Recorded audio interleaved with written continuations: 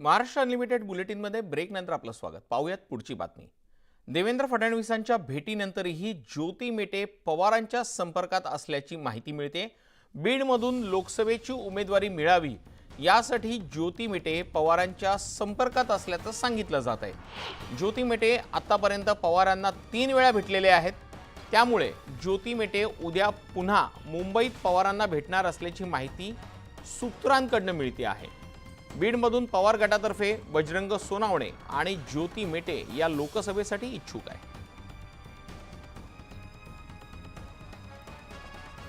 तर आपण पाहतोय ज्योती मेटेंच्या संदर्भातली बातमी।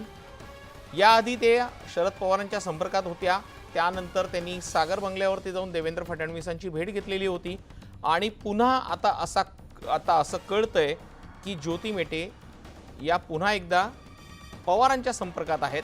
अधिक माहिती घेऊयात आपले प्रतिनिधी चंद्रकांत फुंदे यांच्याकडनं। चंद्रकांत, नेमकं काय सुरू आहे मेटेंचं?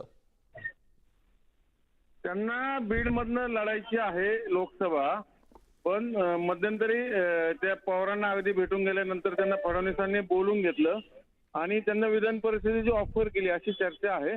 पण तरी त्यांना लोकसभा लढायची इच्छा आहे, पण खर्च कोणी करायचा असा सध्याचा मामला आहे। म्हणून ते सातत्याने पवारांच्या संपर्कात आहे। काल परवाही भेटून गेल्या आणि उद्या पुन्हा भेटतात, पण पवारांचं तेच तिकीट द्यावं की नाही, कारण एकदा फडणवीसांना भेटून आल्यानंतर किती नाही म्हणलं ते क्रेडिबिलिटीचा प्रश्न निर्माण होतो पार्टीत। म्हणून जयंत पाटलांनी आग्रह धरला की मग बजरंग सोनवणेंना देऊ आपण, ज्यांनी ऑलरेडी प्रवेश केलेला आहे। तिथं खर्चाचाही विषय येणार नाही। ज्योती मेटेंना तिकीट दिलं तर खर्च कोणी करायचा हा विषय येऊ शकतो। म्हणून शेवटी आता फायनल काय होतं हे शेवटी शरद पवारच निर्णय घेतील।